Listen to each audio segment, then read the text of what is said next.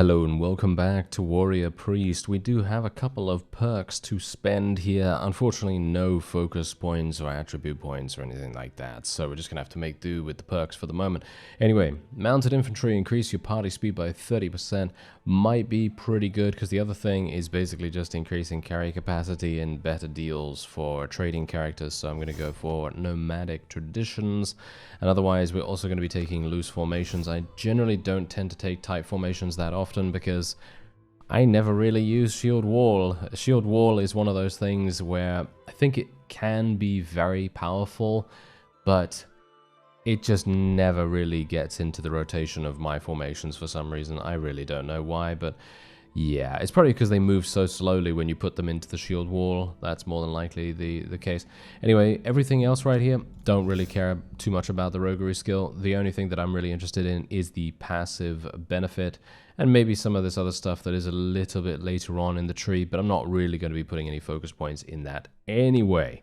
So here's a little update on what we have in our inventory. Oh yes, I have an Empire engraved handgun. It does 150 physical damage, and it is pretty great. I did go into a couple of battles to test it out. It is a lot of fun to use, and it did take me a bit of time to get used to it as well. It is one of those things that you really do need to test it out quite extensively. I'm still not super comfortable with it at the moment, but I'm very much looking forward to you know, actually trying it a little bit further. Oh yes, we also have another companion too. I managed to find another companion in one of the taverns, and he is a warrior priest, so that's actually super nice. Anyway, we do have this quest. I've already done the 5 casts, obviously. We completed that in the previous episode, so what better way to start off than to actually advance to adept rank? I have learned all that I can, and I need more of a challenge. I am ready to harness even greater power and move up within the order. Yes, indeed. Thank you. Alright, so now we are an adept, so that will allow me to buy Healing Light or HAAS Protection. Either one of these is going to be really, really good. I think Deathly Shards could be a lot of fun too, piercing the toughest armor, but it is another missile spell type, which for me, you've seen me use the missile types of spells, and I'm not that amazing at it. So I am going to go for Healing Light. I think Healing Light is definitely going to be really, really strong for us. And otherwise, we're now going to exit, and we're going to see if I can maybe find a vassal to do battle with. I do have a maxed out company size as well. I do need to just, yep, there we go. Ah, another warrior priest. Fantastic. Okay. Pretty lucky that we're coming across so many of these guys. I'm basically just trying to get as many warrior priests in my party as possible. We're kind of going for a bit of a theme in that regard. And then it's a bit strange, really, because technically I could go for some bright wizards, I could get some light wizards, I could get a bunch of other, other kinds of spellcasters. I could also get some witch hunters as well if I wanted to. But for me right now, I'm not really looking into that just yet. I would like to focus on warrior priest stuff at the moment, and then maybe we'll try out some spellcasters in a little bit. Not just yet, but in a little bit, because one of the things that I'm a bit wary of is the fact that if you have too many wizards or mage archetypes, they might attack your own units. And some of the time this is obviously not the case, but generally if you have too many of them, they might very well do exactly that, which is definitely not something I would like at the moment. So that's kind of the reason why I'm being a little bit careful about it. Seems like we are getting blocked a little bit here. There we go. Nice damage. Nice damage. Not too bad. But yeah, this is the kind of thing that you can do with a gun. It's pretty similar to how a crossbow works, but obviously the missile speed is greatly increased. I'm actually really surprised I haven't gotten any kills just yet. In all of my other tests with the gun so far, in a variety of different battle situations, I have only seen one-shot kills.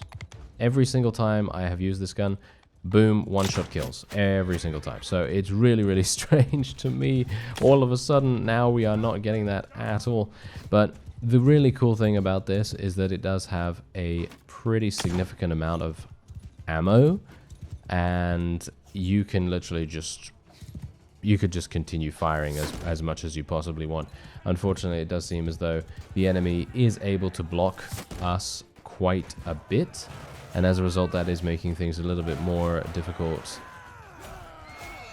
in the pursuit of kills, of course. But yeah, let me actually just get the healing light spell out. We're just gonna cast that right there, and yeah, that seems to be working actually really nicely. Is it gone already? No. I think it's healing me now. Wow, is it? Or is that my no, I think those are my friends actually. I think that's the warrior priest. The other warrior priests in my party actually coming in there and using their AoE healing spell. I can only assume that to be the case, at least, because yeah, I'm not entirely sure. Let me actually just see. What does this look like? It doesn't have a graphic? Okay, apparently healing a light does not have a graphic, or at least, I don't know. At least I can't see it. Maybe we should try it in nighttime or something like that. Maybe it's going to glow very, very slightly with like light magic or something like that, you know, light particles or something. Because as it stands right now, maybe in the daytime, it's going to be really somewhat difficult to see that. Anyway, let's take a look. Okay, yes, I think I will probably go for pikemen here, or halberdiers. It's a difficult decision to make, because here's the thing. One is going to be really good in, well, I mean, both of them are going to be really good in field battles, but pikemen are probably going to be a little bit better at dealing with enemy cavalry, and if we're going to be dealing with a lot of vampires, then, of course, they are going to be mounted. So I'm gonna actually do the pikemen for the moment, and that's what we'll go for. Not going to be rescuing anyone, as I've said before. I already have a maxed out company size, and I don't really want to take outlaws or anything. It just doesn't make any sense to me. And otherwise, let's make our way over to the town. I would like to sell all of my forces here. You can see we do have a light wizard available to be recruited, but as I said before, I'm probably not going to be recruiting any wizards at the moment, but we will be thinking about doing that a little bit later on down the line.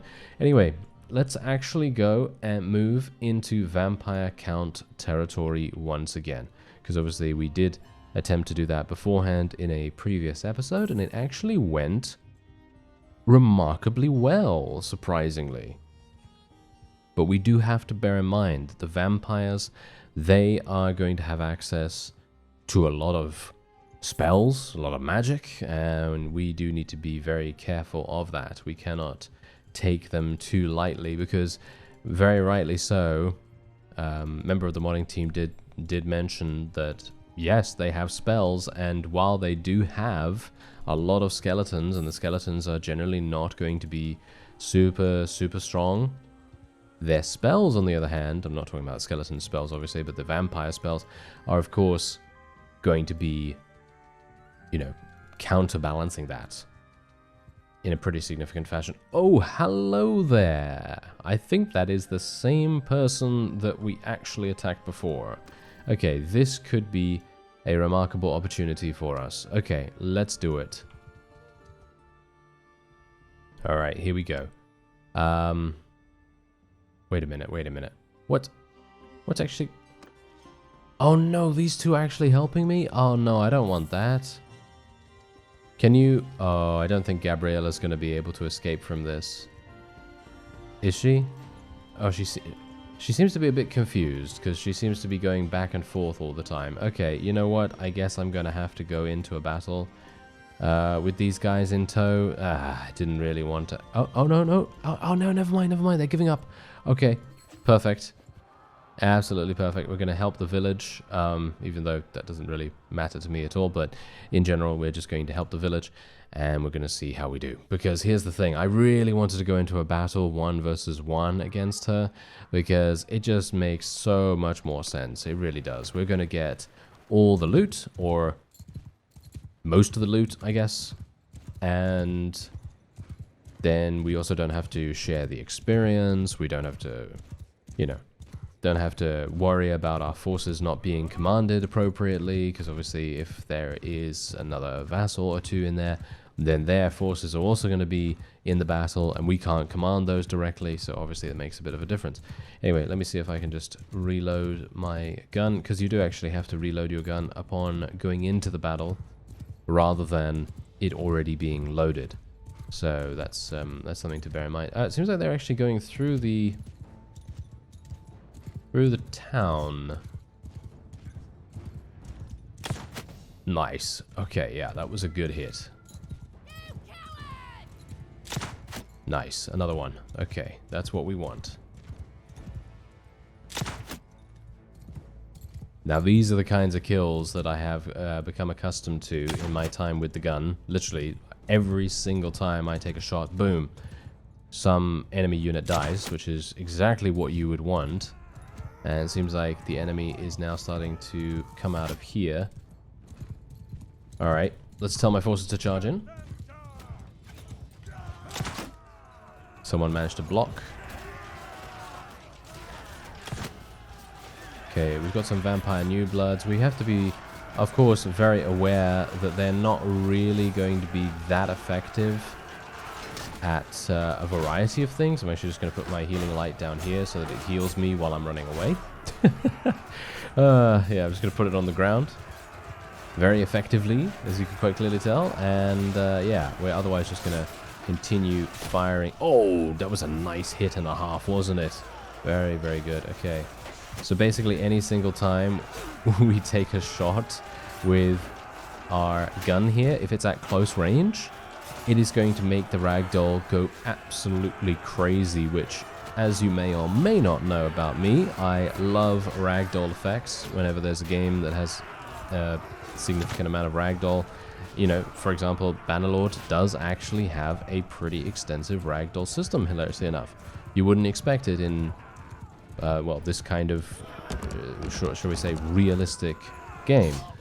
But it does. If you manage to hit enemies from a certain point of their hitbox or something like that, dependent on the weapon you're using, of course, as well, because most of the time you're not going to see anything crazy happening if you hit them with a bow or you hit them with a crossbow or anything like that. But if you hit them with a thrown weapon, and as long as it's not in the head, because obviously if you hit, I don't know whether you've noticed this, I mean, this is just literally the most niche knowledge that you don't even need to have, to be honest, but basically, if you hit someone in the head with a thrown weapon, the unit is going to not play a it's not a canned animation, but they're basically not going to get thrown back. They're not going to move from that position. They're just going to kind of fall down, pretty much, which is kind of realistic, right? But if you hit them in any other body part apart from the head, they are going to go flying. If you have a significant amount of thrown weapon skill and you hit them with a javelin or something like that, it's really, really amusing. So if you're also someone that finds ragdolls really funny, then obviously you can do that too.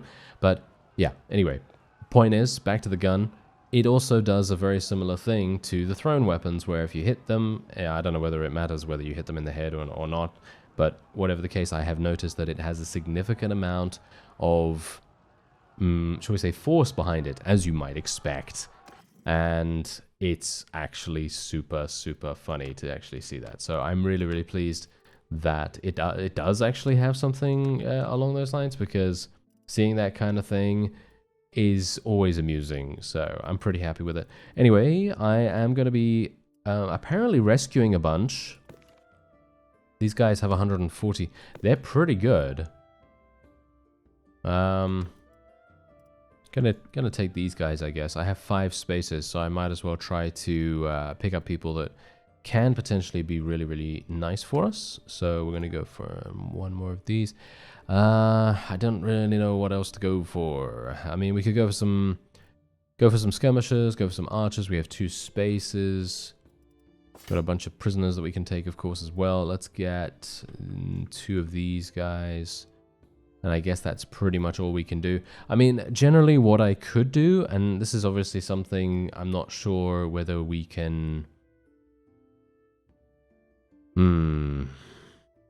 The The problem is, okay, I'm thinking about making a party, but if we make a party, they could theoretically just run off and do absolutely nothing and be completely useless, but I don't really want to waste these troops, so I am going to take them all, and then we're just going to give the leftovers, I guess, over to the party member. So let's actually see, who do we want this to go to? Well, no one has any steward skill, which is actually really funny. So we're just going to do it to Bergolf, I guess. Bergolf is going to be the person that will have this. Let's just transfer all these guys over here, and then we'll just transfer the lowest tier units in the meantime. Yeah, a couple more. There we go. Oh, he only has a company size of 55 by looks of things, so that's actually pretty good for us. Okay, so we should be able to actually add him into our army, possibly. So let me actually just see. Ah, look at that. Mercenaries cannot gather armies. Oh, yes. Ah, that's actually... Ah, yeah, that's actually something that I apparently forgot, because I think I saw somewhere, actually. I think someone told me that you can make an army as a mercenary by clicking on these little flags down in the bottom here. And I thought to myself, well, I guess I'm going to try it the next time, you know, the next time I have the ability to create a party and then, you know, do that. But obviously, if you go here, you know, it says mercenaries can't do that. And if you go here, it's the same thing. So yeah, apparently that person was wrong. Unfortunately, that would have been saving me a whole bunch of a headache. But yeah, I guess people sometimes just think they know more than they actually do, which is actually really sad in this case. Oh well, never mind, never mind. I guess we can just cross our fingers then and hope that Mr. Bergolf is not going to get himself absolutely murdered. In the meantime, he does have a very small army as it is, so I don't hold out too much hope. But you never know. Maybe he is going to prove himself to be a rather proficient individual. You never know. Maybe he is.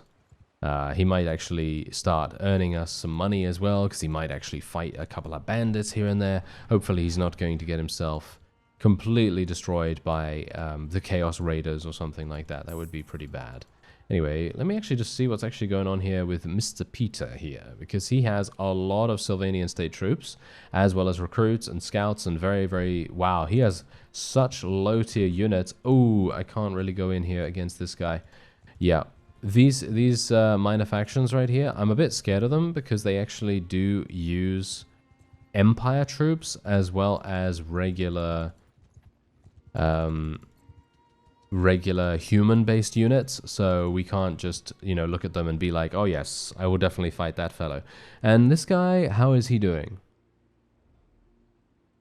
I think we can fight him. I think we can fight this guy.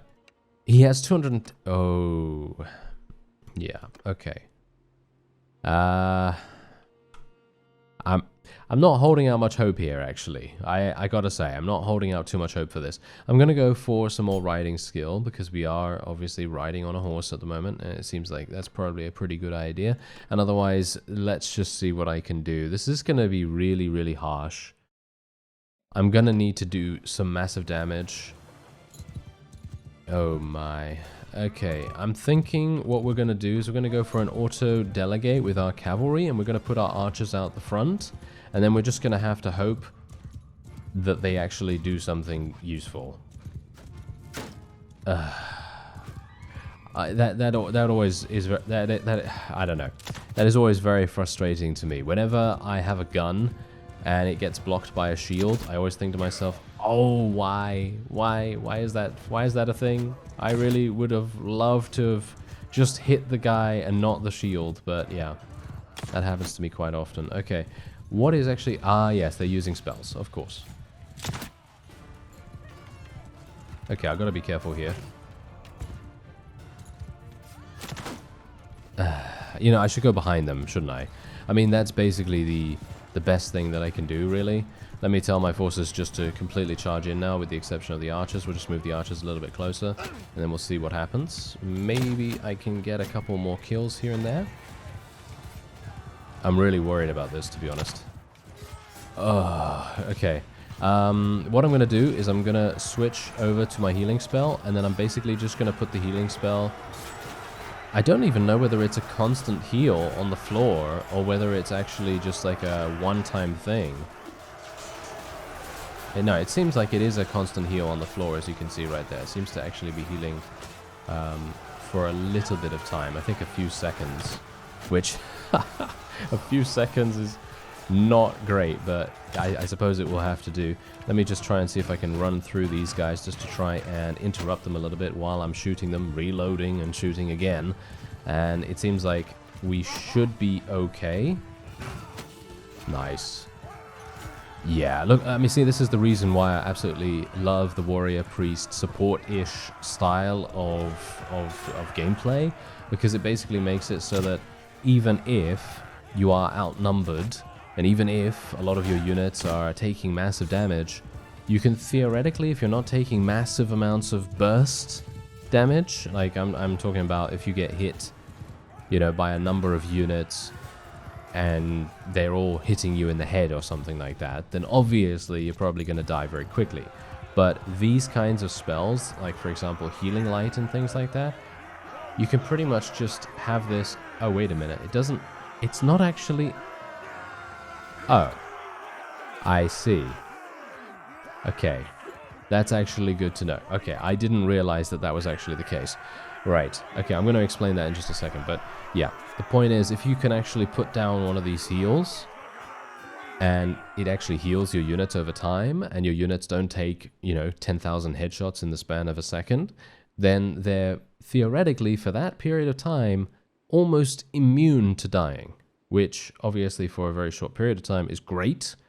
But that definitely makes a lot of difference, because if you can do that in a, you know, kind of a touch and go kind of situation where you really do need to make sure that those forces stay alive, then it is invaluable, absolutely invaluable. So that's the reason why I'm kind of thinking to myself, yeah, these kinds of situations are fantastic for heals and damage reduction and so on.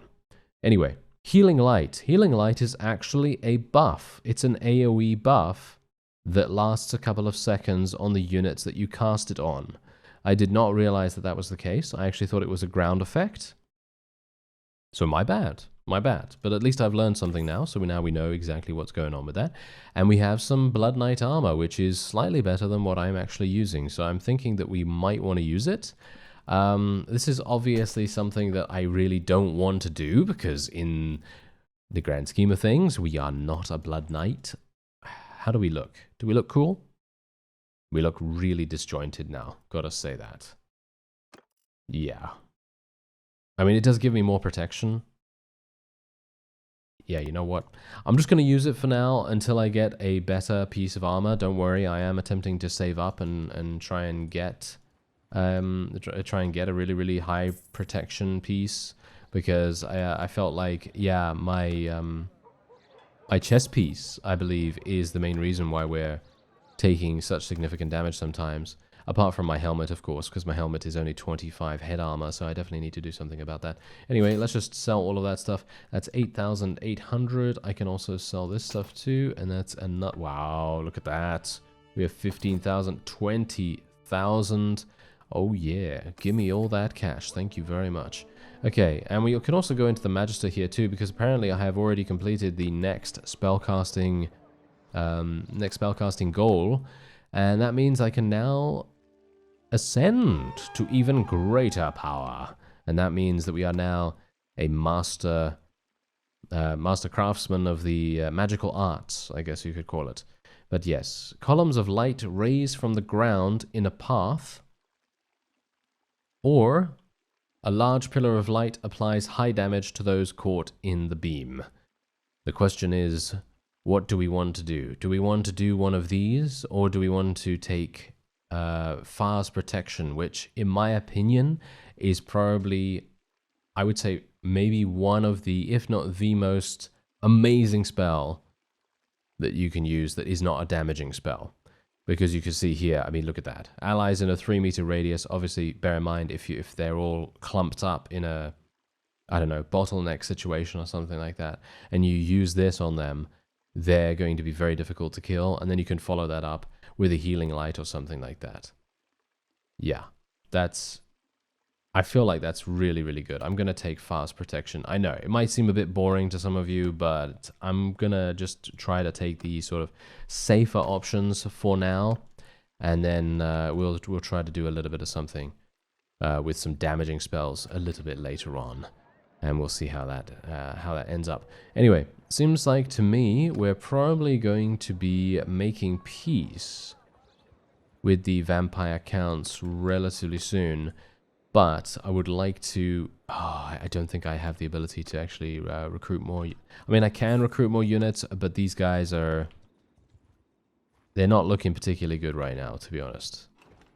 Can I get some... I really need to mark these villages so that I know which ones actually have noble units. Like this one obviously has a noble unit right here, so I guess I can mark that one.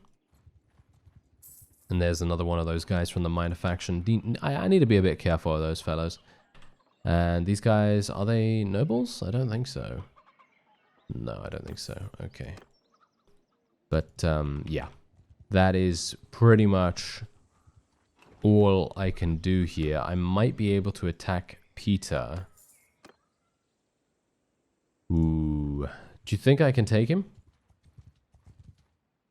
Wait a minute. Did I eliminate him just now, or was that a different person? I think that was a different person. I think I can probably win this. All things considered. I think I can probably win this. So let's see actually what happens. Oh, now I'm super worried. Okay, let's have a look. Ranged troops. No, I'm going to go for increase the morale of each tier 1 to 3 by 10%. I think that seems pretty good. That's obviously going to make things a little bit easier for us to prevent enemies, prevent our own units from being chased away from the enemy. So let's see what we can do there. I kind of wish I had taken one of those AoE spells now, but let's just hold our horses a little bit, you know. We do need to play a little bit safer some of the time at least. Okay, so yeah, this is the 3-meter radius. Wow, that's actually pretty significantly large. Look at that. Look at how many units I can buff with this. Everyone that's in green right now is going to get buffed with that, which in my opinion is invaluable. Okay, let me see what I can do. Gonna have to reload here. Okay, a skeleton. A skeleton. Not exactly the thing that I want to kill. Yeah, I actually really badly want to have a damaging spell of some kind. Okay, here we go. Fast protection. Let's do that on our front line over here. Boom. There you go. They have it. And now we will put healing light on the... I can't even see anything. I can't... Okay, that's actually pretty funny. This is very, very bright. Okay, I have no idea what is even happening there, but okay. Don't think we really care, do we? We don't really care. Okay, so the enemy is dying? Question mark. Are they actually dying right here? Yeah, I think so. I think most of them are actually taking some pretty significant damage. And let me see if I can buff my people. Let's buff my people a little bit, and then another healing light just to heal them up. There we go. And we've got a lot of these ranged. I would like to... You know what? I'd like to fight them myself. Can I distract them a little bit? Oh, no. I'm going to die here. Yeah, I'm going to die here. Yep. Yeah, that was not a good idea. For me to get off my horse right there, that was not a good idea. But here's the thing. I can't hit them with my hammer on horseback because of the way that the character holds the hammer at the moment. It's very difficult to do that, so that's the reason why I was being a little bit too audacious. I don't think I'm going to actually achieve victory here. No, I don't think I'm going to be able to, so I could potentially try to run away. Maybe I can try to get away. No, I don't have enough men to be able to do that, unfortunately. So I will have to surrender, but you don't obviously have to see that because generally people... I'm not sure why, because it's my character, but I guess people get a little bit upset by that. So I do apologize. But don't worry, we're going to be back in the next episode, and I will hopefully have a pretty decent amount of cash, because you can see here we're making a lot of money from my mercenary contract thanks to us having defeated those vassals, and I will be spending that cash on one of those offensive spells, and then we're going to be able to test that out in the next episode too, so that's going to be super fun. Anyway, I thank you very much for watching, and I'll see you next time.